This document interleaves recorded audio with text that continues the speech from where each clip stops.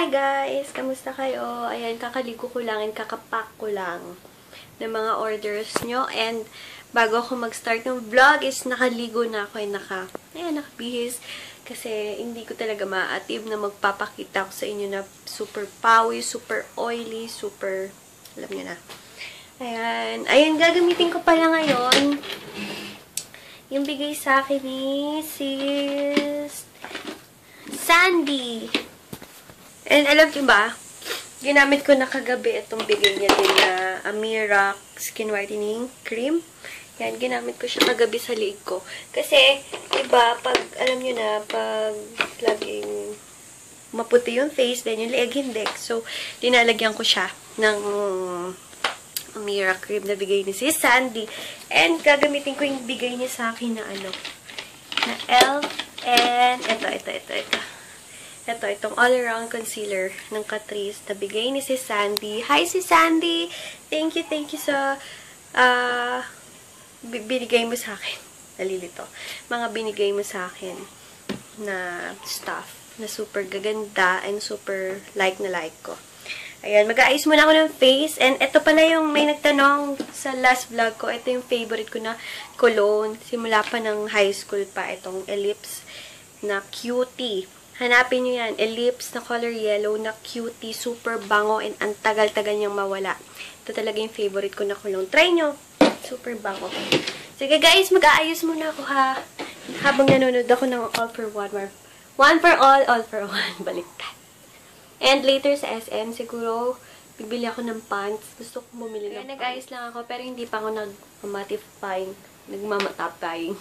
nagmamatifying powder, pero ang gagamitin ko itong ZA na pang mattify. Ang ginamit ko na concealer ako. Gamit ko yung matagal ko ng cover stick na essence. Then, ano lang ako ng konting eyeshadow. Itong dalawang eyeshadow ko na binili sa Nichido. Itong may pagka-brown and white. Ayun, then yung aking lipstick is itong NYX Soft Lip Matte Cream in the shade of Addis Ababa.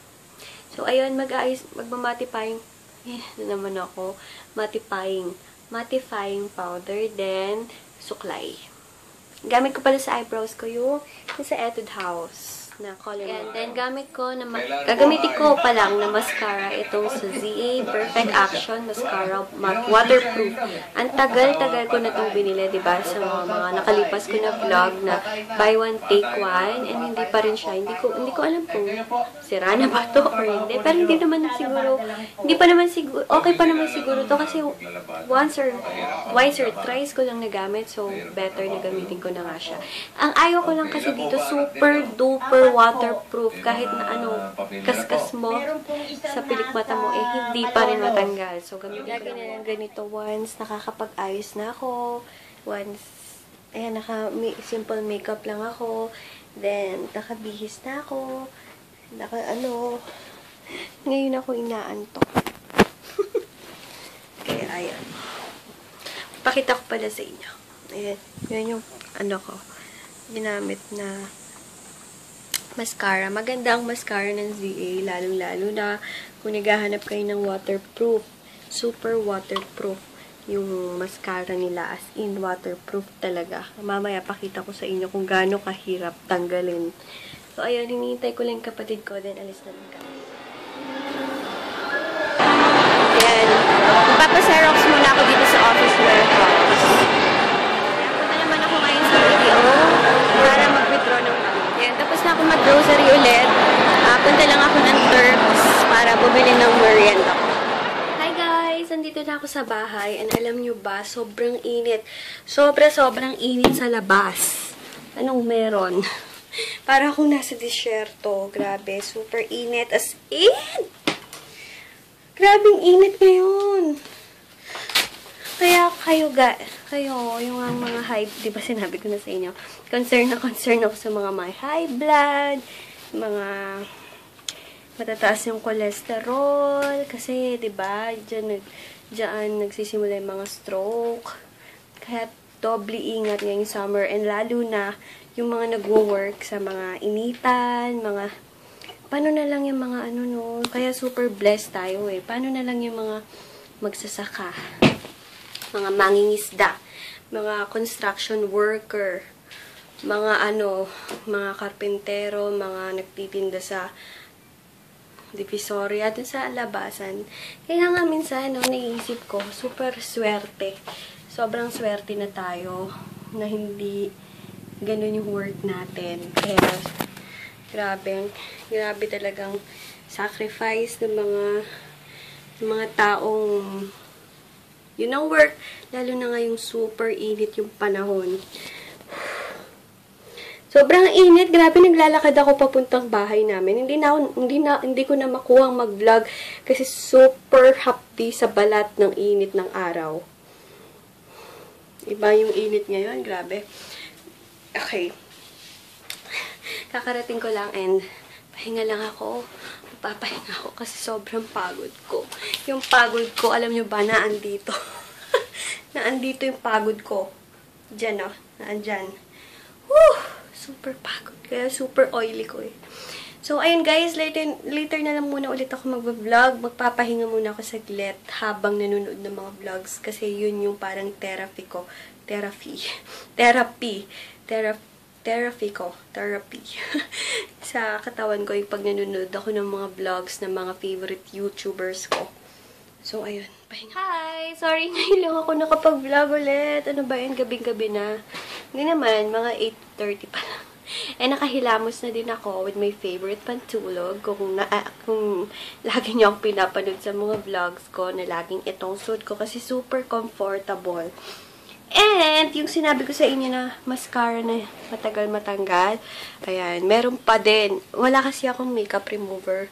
Kaya, sabon lang talaga pinangaalis ko dito and mamaya sa toner, sana mawala. Pero, konti na lang siya.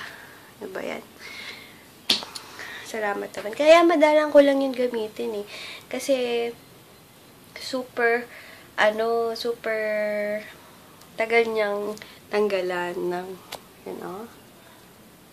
and alam niyo ba, ayan o, pinkish na agad. Nagsabon lang ako ng face ko. Mapink-pink na agad yung face ko. Nagsabon lang ako ng face ko, mapink-pink na yung face ko. Puro face ko. Ayan. Pero sa mga nagtatanong ng mga gamit ko sa face ko, ayan na naman. Meron akong face routine. Basta ano nyo lang yung mga videos ko, meron akong in-upload doon. Wala pa naman bago, so yun pa rin yung gamit ko. And, nga pala, ginagamit ko yung bigay ni si Santi sa akin na serum ng Olay. Gagawan ko yun na review soon. Namimiss ko na nga gumawa ng reviews eh. Matagal-tagal na akong hindi gumagawa ng mga reviews. So, thank you pala kay Sis Lovely na may pinadala daw siyang package sa akin. Galing States. Basta sa States. And thank you. Kahit wala pa, maraming salamat. Yung super thoughtful mo and yung effort mo and nagastos ka pa. Sobrang salamat sa mga kind words mo sa akin. Then, no need na magpadala ng mga stuff. Pero, gusto mo talaga mag-share. Maraming salamat.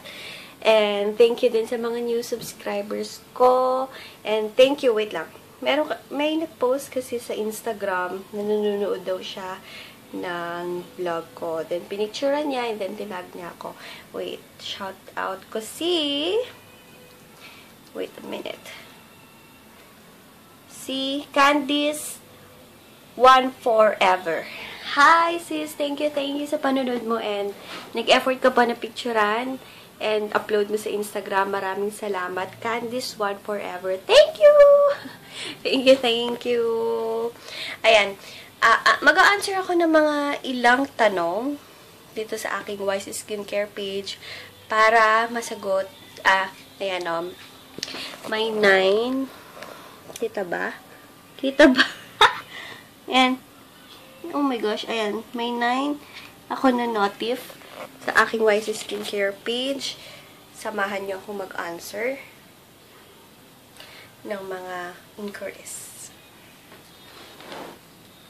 Answer ko lang yung mga tanong sa akin, pero yung mga nagbayad and mga order form, hindi ko nababanggitin. And ang tanong sa akin is, anong gamit kong scrub sa face? Okay, ang gamit kong scrub sa face ngayon, dahil nagkaka-pimples ako, dito na naman, ewan ko bakit. Pero ang gamit kong scrub sa face is yung Garnier. Garnier na anti-acne scrub. Okay siya kasi, maganda, hindi siya nakakasakit na, di ba may scrub na ang sakit sa balat? Yung yon hindi. And very soft lang siya, and very tiny lang yung mga beads niya. Ang itim pa ng ganito ko. Ayun, Garnier, yung color blue, yun yung gamit ko. Miss yan, anong gamit mong eye cream? Sad to say, wala pa akong ginagamit na eye cream. Hindi ko alam kung kailangan na ba? Pero siguro, pag 25 na ako siguro, kailangan na. Pero as of now, wala pa po akong ginagamit na eye cream. Ano daw, gamit ko na shampoo and conditioner, and paano yung treatment. Okay, ang gamit kong shampoo. Ang gamit kong shampoo is Sunsilk Violet. Then, ang gamit kong conditioner is Cream Silk Pink. Then, yung treatment ko lang lagi is yung aking Brazilian Keratin treatment. Yung ginagamit ko siya once a week ngayon kasi super ninapatay ang hair ko ngayon. Ano daw, ang aking color ng hair. Ayan. Ang color ng huli kong pinakolor, yung buho ko is beige yung name. And pinakulay ko siya sa Unica Iha Salon kasi sale sila ng color, hair color nila doon. 1-2 lang nabayaran ko. Okay. Okay. Tanong dito kung normal ba daw na nagre-reddish ang face once nagpapaya stem cell. Super normal yon kasi once napapansin nyo na nagta-tighten yung skin nyo, then nagre-reddish, then medyo bumanat, feeling nyo bumanat, may effect na po sa inyo kasi malapit na yung mag-micropeel. Ang micropeel sa ilan is micropeel talaga, kita sa kanilang peel, pero yung iba micropeel talaga, yung nagpipeel na hindi obvious. Normal yan, normal. Ako nga gusto ko lagi yung nagpipeel kasi nakaka-close ng pores, rejuvenate ng skin, nakakapalit ng pangit na balat. Okay. Okay. Ang pearl capsule ba is ano to? Okay, hindi pala siya tanong. Okay, yun lang. Yun yung mga natanong sa akin. And, yung mga PMs nyo, mag-answer na ako ngayon na din. So, later. Ayan. Nakapang, na ako. Naglinis na ako ng face ko. Dito ko ginagamit ko sa face.